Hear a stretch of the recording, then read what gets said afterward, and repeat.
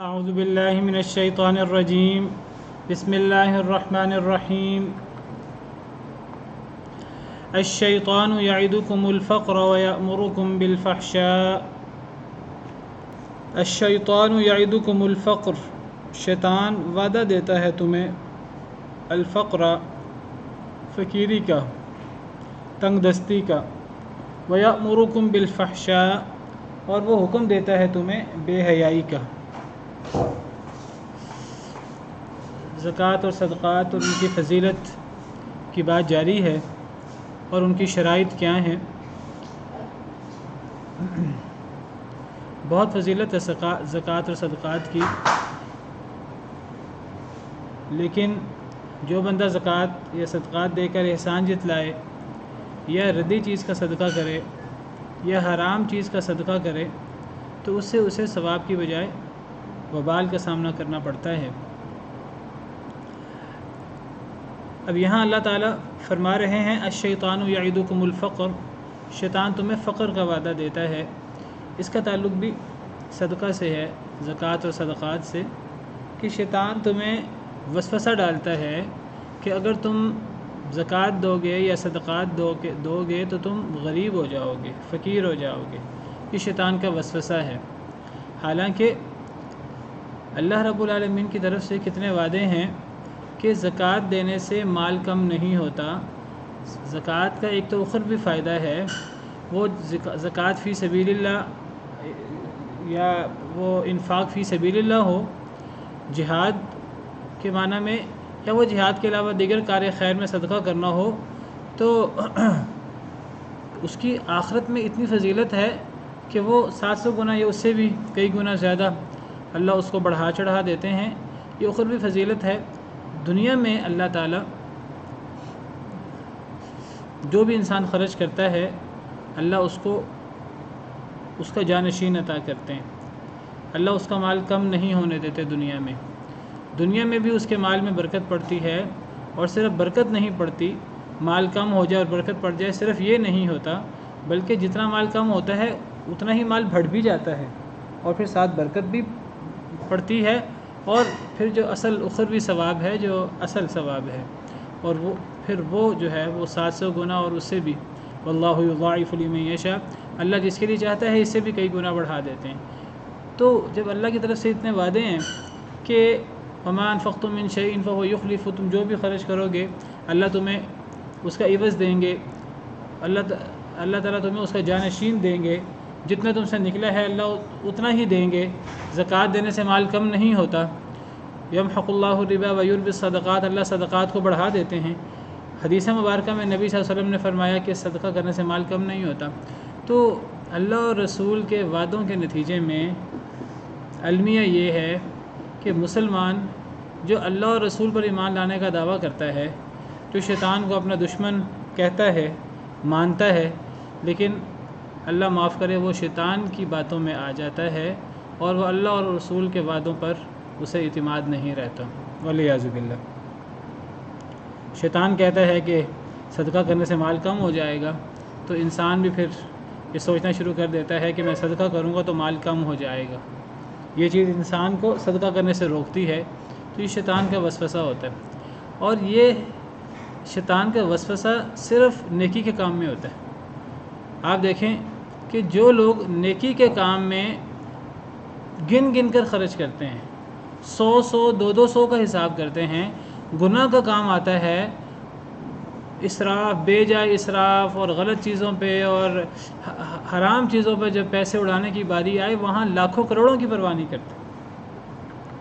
وہاں جو ہے وہ آتش بازی پہ، اور وہاں ناچ گانے پہ، اور وہاں غلط چیزوں پر، اور اپنی جو ہے وہ دکھاوا اور غرور اور ان چیزوں کے لیے اچھی سے اچھی گاڑی خریدنی ہے، اچھے سے اچھا محل بنانا ہے، اچھے سے اچھا کپڑا پہننا ہے، اور اپنے آپ کو دوسروں کے سامنے فخر کرنا ہے، فخر و مباحات کا اظہار کرنا ہے، تو وہاں انسان لاکھوں کروڑوں اڑا دیتا ہے۔ وہاں انسان سوچتا بھی نہیں ہے کہ میرے پیسے بلا وجہ خرچ ہو رہے ہیں اور حرام کام میں خرچ ہو رہے ہیں، جس کا مجھے نہ دنیا میں فائدہ ہے نہ آخرت میں فائدہ ہے، بلکہ آخرت میں وبال ہے۔ لیکن جب انسان نے صدقہ کرنا ہوتا ہے، کسی مسجد میں، کسی اللہ کے راستے میں دینا ہوتا ہے، وہاں کئی دفعہ 100 کا حساب کرتا ہے، 200 روپے کا حساب کرتا ہے۔ تو یہ الشیطان یعدکم الفقر، شیطان کا وسوسہ ہوتا ہے، اور انسان کو پتہ نہیں لگتا کہ انسان جو ہے شیطان کے وسوسے میں آ جاتا ہے۔ وَيَأْمُرُكُمْ بِالْفَحْشَاءِ، وہ تمہیں حکم دیتا ہے بے حیائی کا۔ شیطان کی جو 2 بڑی چیزیں ہیں، 2 بڑے حربے ہیں، ایک تو وہ صدقے سے لوگوں کو روکتا ہے، اور کیا وسوسہ ڈالتا ہے کہ تم غریب ہو جاؤ گے، اور انسان نہ چاہتے ہوئے بھی شیطان کے وسوسے کا شکار ہو جاتا ہے، اسے پتہ ہی نہیں لگتا، شیطان کے وسوسے کا شکار ہو جاتا ہے۔ اور دوسرا بے حیائی، وہ چاہتا ہے کہ انسان بے حیائی میں مبتلا ہو جائے۔ اصل میں شیطان کو پتہ ہے کہ صدقہ کرنا بہت فضیلت کی بات ہے، وہ انسان کو اس فضیلت سے روکنا چاہتا ہے۔ دوسرا اسے پتہ ہے کہ بے حیائی سے اللہ رب العالمین غیرت میں آ جاتے ہیں۔ آپ کو پتہ ہے کہ غیرت یہ اگر اپنی حد میں ہو اور صحیح چیزوں پر انسان غیرت کرے اور انسان کو غصہ آئے، اگر اللہ کی حدود کی پامالی ہو رہی ہے تو یہ اچھی چیز ہے، مثبت چیز ہے غیرت۔ اور یہ غیرت ایسی چیز ہے جو مسلمانوں میں ہوتی ہے، غیر مسلموں کے اندر یہ جو محمود غیرت ہے وہ نہیں ہوتی، ان کے اندر مذموم قسم کی غیرت، جس کو آپ جاہلی حمیت کہہ لیں، وہ ہوتی ہے۔ تو اچھی غیرت، غلط باتوں پر انسان کو اچھا نہ لگنا، انسان کو غصہ آنا، انسان جو ہے وہ کوشش کرے کہ میرے گھر والے، میری اولاد وہ غلط کام نہ کرے، اچھا کام کرے، تو یہ انسان کی غیرت ہے اور اچھی غیرت ہے۔ انسان کو اس غیرت کا مظاہرہ کرنا چاہیے، جو غیرت کا مظاہرہ نہیں کرتا وہ دیوس ہوتا ہے، اللہ معاف کرے۔ یہ اتنی اچھی صفت ہے کہ نبی صلی اللہ علیہ وسلم نے فرمایا، ایک دفعہ حضرت سعد جو انصار کے سردار تھے، انہوں نے غیرت کا مظاہرہ کیا کسی بارے میں، تو نبی صلی اللہ علیہ وسلم نے صحابہ کرام سے فرمایا، تم سعد کی غیرت پہ تعجب کر رہے ہو، اللہ کا رسول اس سے زیادہ غیرت مند ہے، میں محمد صلی اللہ علیہ وسلم سعد سے زیادہ غیرت مند ہوں، اور فرمایا اللہ مجھ سے زیادہ غیرت مند ہے، اللہ مجھ سے زیادہ غیرت کرتے ہیں۔ تو غیرت کوئی برا جذبہ نہیں ہے، یہ اگر اپنی حدود میں ہو یہ بہت اچھا جذبہ ہے۔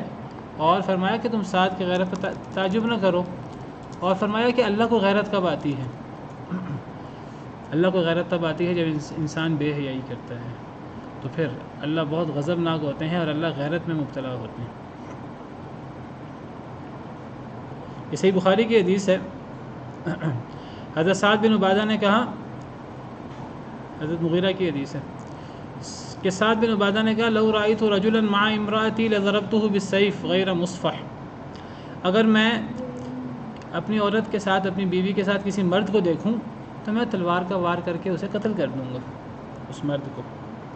اگر میری بیوی کے ساتھ مجھے مرد نظر آیا غیر مرد تو میری غیرت برداشت نہیں کرے گی، میں اس کا تلوار کا وار کر کے اسے ختم کر دوں گا۔ نبی صلی اللہ علیہ وسلم نے فرمایا صحابہ کرام سے، اتعجبون من غیرت سعد، کیا تم سعد کی غیرت پر تعجب کرتے ہو؟ یعنی آپ نے حضرت سعد کی غیرت کی تعریف کی، آپ نے صحابہ کرام سے کہا کہ تم تعجب کر رہے ہو کہ سعد کتنے غیرت مند ہیں، اپنی بیوی کے معاملے میں غیرت مند ہونا چاہیے۔ فرمایا لأنا اغیر منہ، میں اس سے زیادہ غیرت مند ہوں، واللہ اغیر منی، اور اللہ مجھ سے بھی زیادہ غیرت مند ہے۔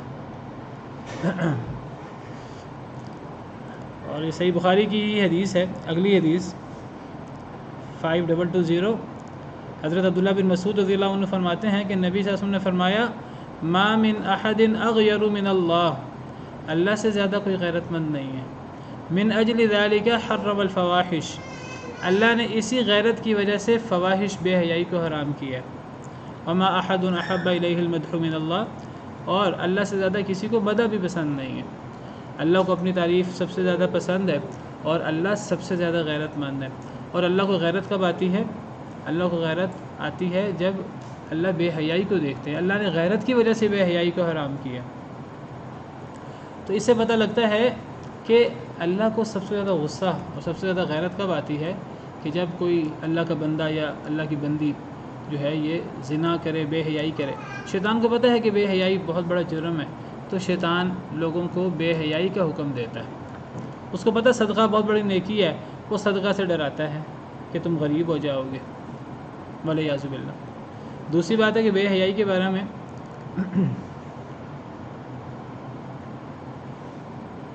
شیطان شیطان نے کہا کہ میں آدم کی وجہ سے مجھے اللہ نے اپنی رحمت سے دور کر دیا ہے، آدم کو سجدہ نہ کرنے کی وجہ سے اللہ نے مجھے پھٹکار دیا ہے اور مجھے راندہ درگاہ کر دیا ہے۔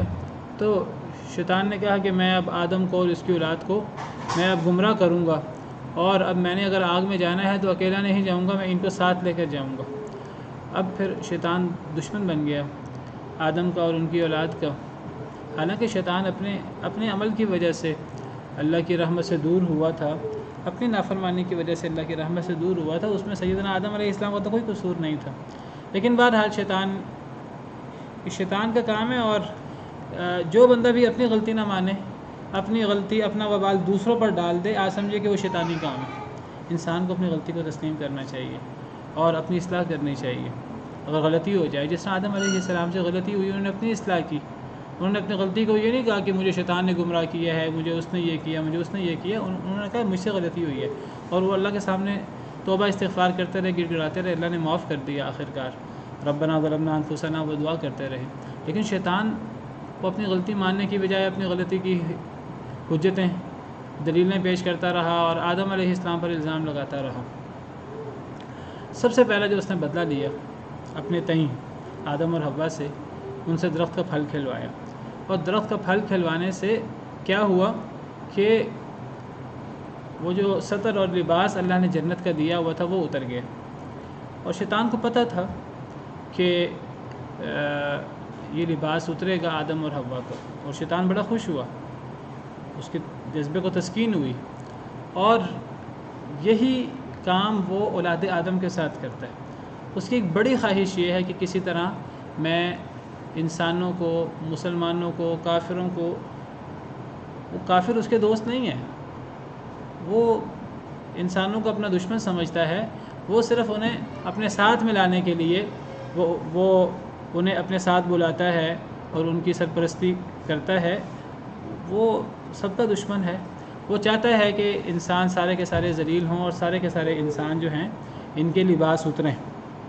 اللہ نے قرآن کریم میں فرمایا ہے سورہ اعراف میں، یا بنی آدم لا یفتننکم الشیطان، اے بنی آدم تمہیں شیطان فتنے میں نہ ڈالے، کما اخرج ابویکم من الجنہ، جیسے شیطان نے تمہارے ماں باپ کو جنت سے نکال دیا، ینزع عنہما لباسہما لیریہما سوآتہما، وہ کھینچتا تھا ان سے ان کا لباس، لیریہما سوآتہما، تاکہ وہ انہیں ان کے شرمگاہیں دکھائے۔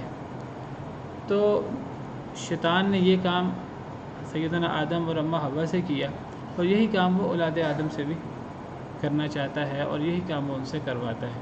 شیطان کا ایک بڑا حربہ وہ لوگوں کے لباس اتروانا ہے، اور جدت کے نام پہ اور فیشن کے نام پر وہ یہ کام کراتا ہے، اور بے وقوف لوگ، اللہ معاف کرے، شیطان کے پیچھے لگنے والے لوگ لا علمی کے اندر، دنیا داری کے اندر، فیشن کے نام کے اندر وہ ننگے سے ننگے ہوتے جا رہے ہیں، بے حیا ہوتے جا رہے ہیں، اور دنیا کے اندر بھی ذلیل اور خوار، اور آخرت میں بھی اللہ رب العالمین کے غضب کا، اللہ رب العالمین کی غیرت کا شکار ہوں گے۔ تو شیطان تمہیں وعدہ دیتا ہے غریبی کا، اور تمہیں حکم دیتا ہے بے حیائی کا۔ واللہ یعیدکم مغفرۃ منہ وفضلا، اور اللہ تمہیں وعدہ دیتا ہے مغفرت کا اپنی طرف سے، وفضلا، اور فضل کا۔ اللہ فرماتے ہیں کہ اگر میرے راستے پر چلو، میری طرف رجوع کرو تو میں معاف کر دوں گا۔ کوئی بے حیائی کرنے والا ہوگا علانیہ یا پوشیدہ، اللہ کی طرف رجوع کرے، کوئی بڑے سے بڑا گناہ کرنے والا ہو، شرک کرنے والا ہو، اللہ کی طرف رجوع کرے، اللہ مغفرت کا وعدہ دیتے ہیں، اور اللہ فضل کا وعدہ دیتے ہیں۔ فضل کا وعدہ کا مطلب کیا ہے کہ جتنا میرے راستے میں خرچ کرو گے میں زائد ہی دوں گا، کمی نہیں ہوگی۔ لیکن اللہ معاف کرے، انسان جو ہے وہ کئی دفعہ اللہ کے وعدوں کی بجائے شیطان کے وعدوں پر زیادہ بھروسہ کرتا ہے۔ واللہ واسع علیم، اور اللہ تعالیٰ بہت وسعت والے، بہت جاننے والے۔ یؤتی الحکمت من یشاء، وہ دیتے ہیں اللہ تعالیٰ حکمت من یشاء، جس کو چاہتے ہیں۔ ومن یؤت الحکمت فقد اوتی خیرا کثیرا، اور جسے حکمت دے دی گئی، فقد اوتی خیرا کثیرا، پس تحقیق اسے خیر کثیر عطا کر دی گئی۔ حکمت سے کیا مراد ہے حکمت سے مراد دانائی، بعض کہتے ہیں حکمت سے مراد ناسخ و منسوخ کا علم ہے، خیر و شر کا پتہ لگ جائے انسان کو، خیر کیا ہے شر کیا ہے، یا دانائی یا کتاب و سنت کا فہم، شریعت کا فہم، کتاب و سنت میں تدبر، غور و فکر. تو یہ حکمت کا معنی ہے علم حاصل کرنا اور کتاب و سنت میں غور و فکر کرنا. کتاب و سنت میں غور و فکر کرنا اور کتاب و سنت کی گہرائی میں جانا، اس سے بڑی حکمت اور کیا ہو سکتی ہے. تو اللہ فرماتے ہیں کہ اللہ حکمت دے دیتے ہیں جسے چاہتے ہیں، یہ اللہ کا انعام ہے بہت بڑا.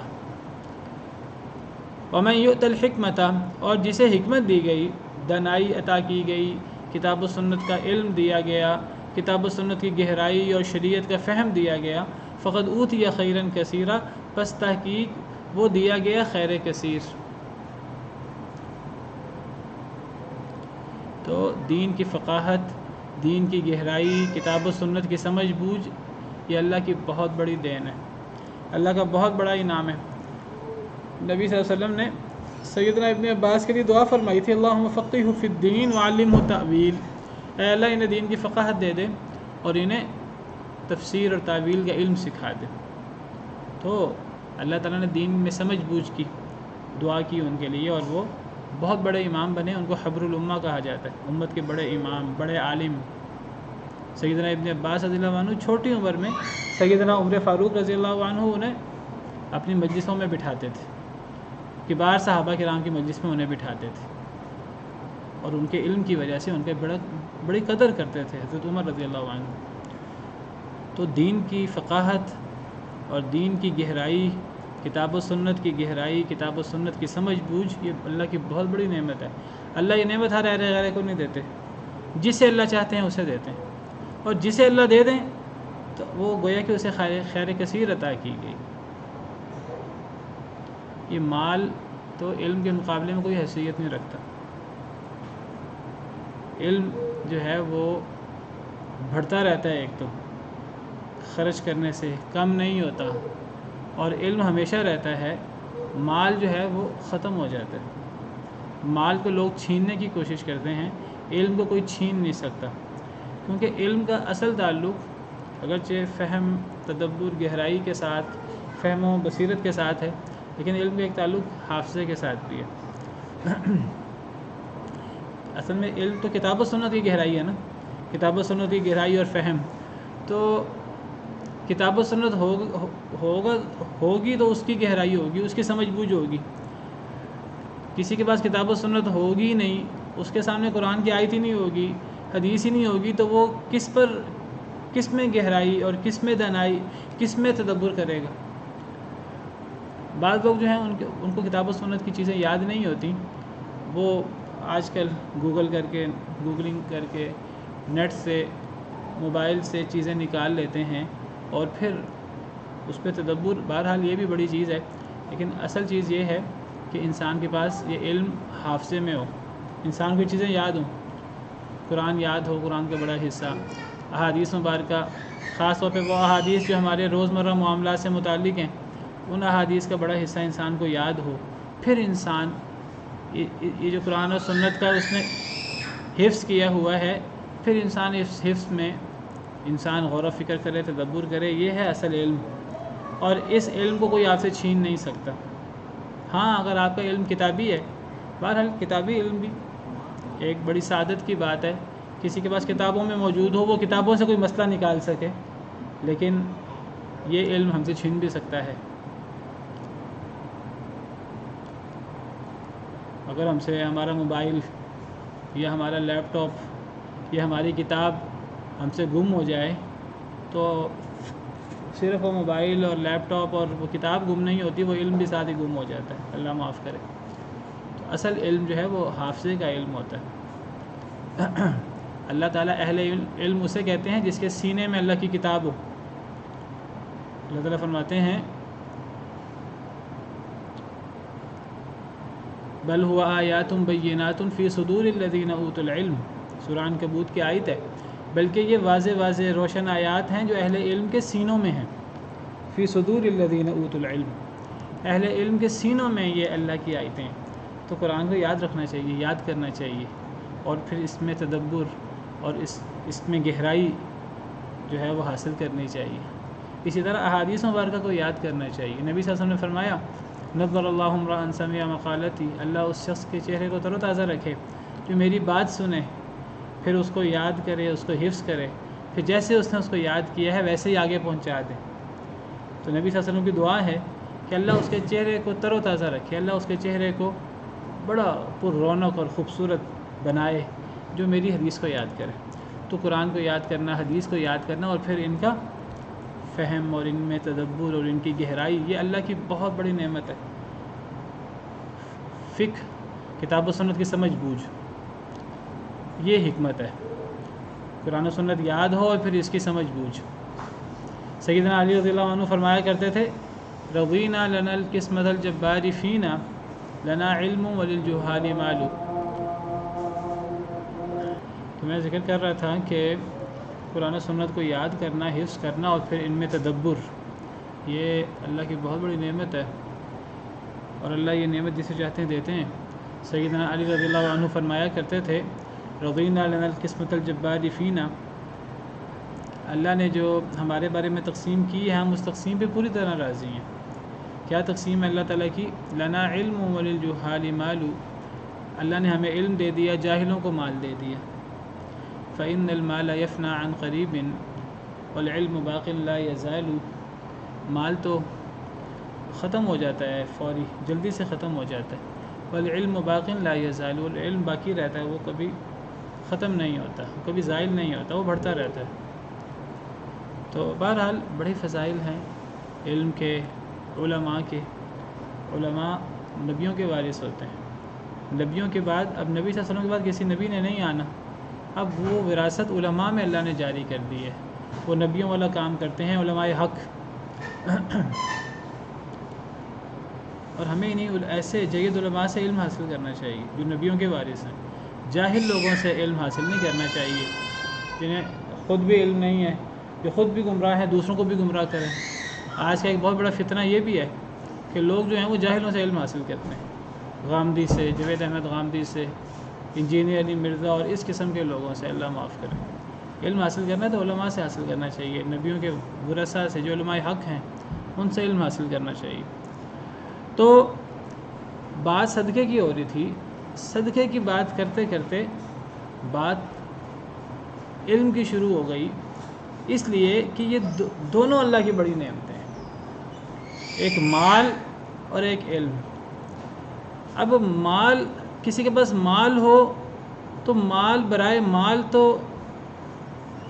کوئی بڑی چیز نہیں ہے، کوئی بڑی نیکی نہیں ہے۔ نیکی کیا ہے کہ انسان اس مال کو آگے خرچ کرے، انسان اس مال سے دوسروں کو فائدہ پہنچائے، انسان اس مال کو اللہ کے راستے میں خرچ کرے، صدقہ جاریہ کرے۔ تو جس طرح مال ایک بہت بڑی اللہ کی نعمت ہے، لیکن یہ اللہ کی نعمت تب بنتا ہے جب انسان اس کا صحیح استعمال کرے، اسے خرچ کرے آگے، جس طرح ہم نے صدقے کے فضائل پڑھے ہیں۔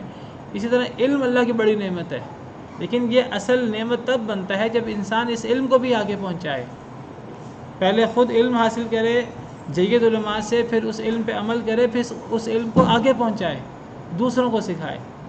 اگر انسان نے علم حاصل کیا، بڑا ہی اچھا علم حاصل کیا، نہ عمل کرتا ہے نہ آگے پہنچاتا ہے، تو پھر یہ علم نافع تو نہ ہوا، پھر تو یہ علم غیر نافع، نقصان دہ علم ہے، ایسا علم ہے جس سے پناہ مانگی نبی صلی اللہ علیہ وسلم نے، اللہم انا نعوذ بک من علم لا ينفع۔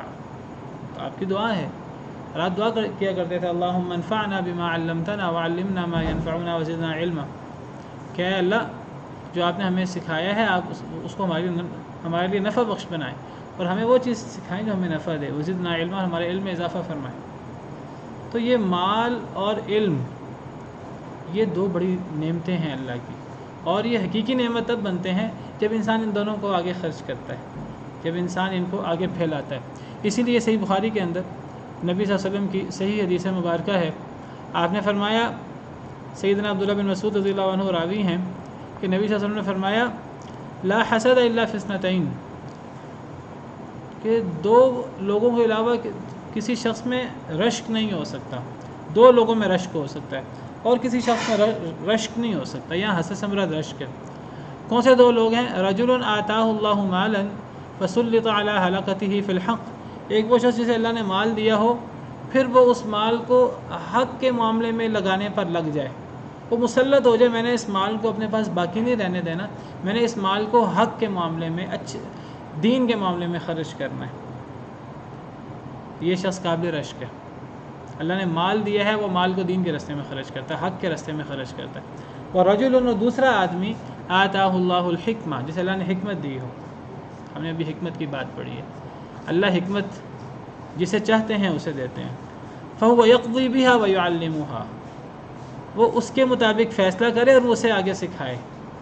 صرف علم ہونا، یہ تو بڑے لوگوں کے پاس علم ہوتا ہے، علم ہونا کوئی چیز نہیں ہے. کئی دفعہ تو علم سے انسان گمراہ ہو جاتا ہے.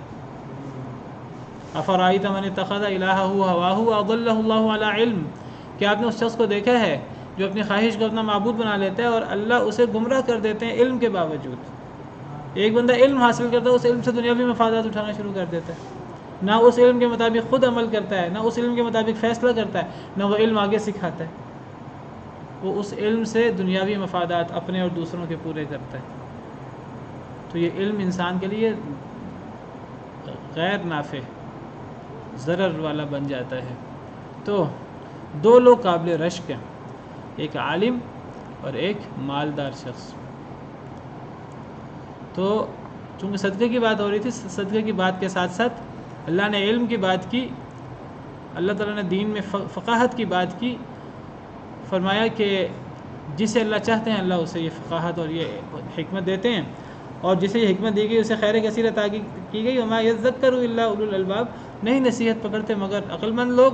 دیکھیے دوبارہ پھر آگے صدقے کی بات شروع ہو گئی، یعنی پیچھے صدقے کی لمبی بات چل رہی ہے، آگے پھر صدقے کی لمبی بات، ابھی آگے لمبا احکام ہے صدقے کے. درمیان میں ایک آیت ہے جو حکمت کے بارے میں ہے، دین کی فقاہت کے بارے میں ہے، علم سیکھنے سکھانے کے بارے میں ہے. تو یہ اصل میں وہ جو حدیث مبارکہ ہے وہ گویا کہ آپ سمجھیے قرآن کریم کی انہی آیات کا وہ مفہوم، اور قرآن کریم کی انہی آیات کی تشریح ہے وہ حدیث مبارکہ. قرآن حدیث کا بڑا گہرا تعلق ہے آپس میں. تو یہ صدقے کی فضیلت اور علم سیکھنے سکھانے کی فضیلت. پھر آگے صدقے کی بات ہے، وما انفقتم من نفقۃ او نذرتم من نذر فإن اللہ یعلم. تم جو بھی خرچ کرو، کوئی بھی خرچ، یا تم نظر مانو کوئی بھی نظر، فإن اللہ یعلم، اللہ اسے جانتے ہیں. وما للظالمین من انصار، اور نہیں ہے ظالموں کے لیے کوئی مددگار. تم جو بھی خرچ کرو، تھوڑا ہو زیادہ ہو، اللہ کو اس کا پتہ ہے، اللہ اس کا اجر دیں گے اگر شرائط پوری ہیں، اگر خلوص نیت ہے، اخلاص کے ساتھ کیا. یا نظر کی بات ہے. نظر بھی عبادت ہے، اور یہ نظر بھی اللہ کے لیے ہونی چاہیے. انسان بعض دفعہ کہتا ہے اگر میرا فلاں کام ہو گیا تو میں وہ ایک نظر مان لیتا ہے کہ میں پھر فلاں کام اپنے اوپر لازم کر لیتا ہے. اگر وہ کوئی جائز اور نیک کام اپنے اوپر لازم کرے تو پھر انسان کو پورا کرنا چاہیے. اس کی حیثیت قسم کی ہوتی ہے، پھر انسان کو اس کو پورا کرنا چاہیے. اگر کوئی غلط کام کی نظر مان لے، بعض دفعہ کوئی بندہ ایک غلط اور ایک بلا وجہ اپنے اوپر مشقت کی نظر مان لیتا ہے. اگر میرا فلاں کام ہو گیا تو میں پیدل حج کروں گا، میں سورج کا سایہ اپنے سر پہ نہیں لوں گا. یہ ایسی چیزیں، ایسی نظر ماننا صحیح نہیں ہے. انسان کو نظر ماننی ہے تو اچھی چیزوں کی نظر ماننی چاہیے. اگر میرا فلاں کام ہو گیا تو میں علم حاصل کروں گا، اپنے بچے کو حافظ بناؤں گا، میں فلاں مسجد بناؤں گا، فلاں نیک کام کروں گا. یہ نظر ماننی چاہیے، غلط نظر نہیں ماننی چاہیے. اگر غلط نظر مانے پھر انسان کو نظر توڑ دینی چاہیے، پھر اسے انسان کو پورا نہیں کرنا چاہیے، اس کا کفارہ دینا چاہیے. نظر کا کفارہ قسم کا کفارہ ہوتا ہے. اور نظر یہ عبادت ہے، یہ صرف اللہ کی ہوتی ہے. کہ غیر اللہ کے لیے نظر کی جائے تو یہ شرک ہو جاتا ہے. غیر اللہ کی نظر، غیر اللہ کے لیے نظر نہیں ہو سکتی، نظر صرف اللہ کے لیے ہوتی ہے. اور ظالموں کا کوئی مددگار نہیں ہے. ان تبدوا الصدقات فنعما ہی، صدقے کے احکام جاری ہیں. اگر تم ظاہر کرو صدقات کو، فنعما ہی، فنعما ہی اصل میں نعم ما ہی ہے، فنعم ما ہی، تو بس کتنا نعم اچھا، ما یعنی کتنا ہی اچھا ہے، ہی یہ. اگر تم صدقات کو ظاہر کرو، علانیہ صدقہ دو، یہ کتنی اچھی چیز ہے. وَإِن تُخْفُوهَا وَتُؤْتُوهَا الْفُقَرَاءَ فَهُوَ خَيْرٌ لَكُمْ، اور اگر تم چھپاؤ صدقات کو اور فقیروں کو دو تو یہ زیادہ بہتر ہے تمہارے لیے۔ وَيُكَفِّرُ عَنْكُم مِّن سَيِّئَاتِكُمْ، اور معاف کر دے گا اللہ تم سے تمہاری خطائیں۔ وَاللَّهُ بِمَا تَعْمَلُونَ خَبِيرٌ، اور اللہ تعالیٰ ساتھ اس سے جو تم عمل کرتے ہو خبردار ہے۔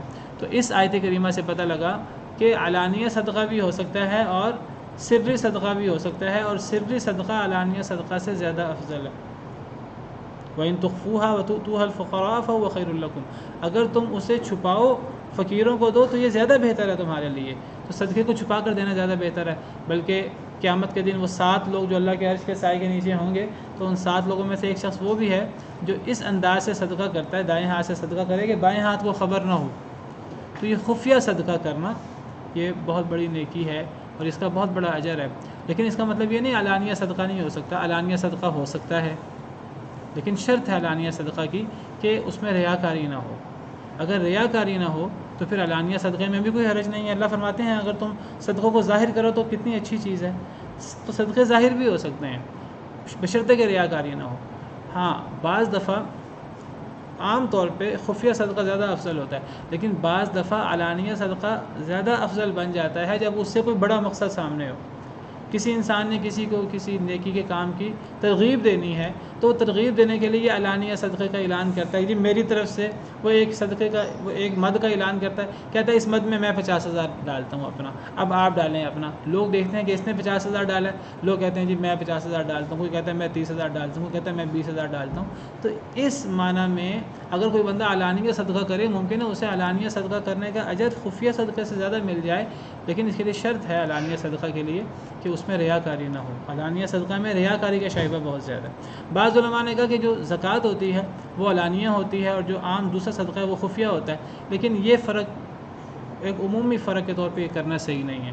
زکوٰۃ بھی خفیہ دی جائے اس کی بھی فضیلت زیادہ ہے، اور عام صدقہ بھی خفیہ دیا جائے اس کی بھی فضیلت زیادہ ہے، لیکن اگر کوئی بڑا مقصد ہو تو علانیہ صدقہ دیا جا سکتا ہے، اس میں کوئی حرج نہیں ہے، وہ بھی اچھی چیز ہے، ریاکاری نہ ہو۔ اور اگر کوئی بڑا مقصد ہو اس سے علانیہ صدقے سے تو وہ اس مقصد کی بدولت وہ کئی دفعہ سری صدقے سے فضیلت لے جاتا ہے۔ واللہ تعالی عالم۔ اسی پر بس کرتے ہیں۔ سبحان ربک رب العزت عما یصفون وسلام علی المرسلین والحمد للہ رب العالمین۔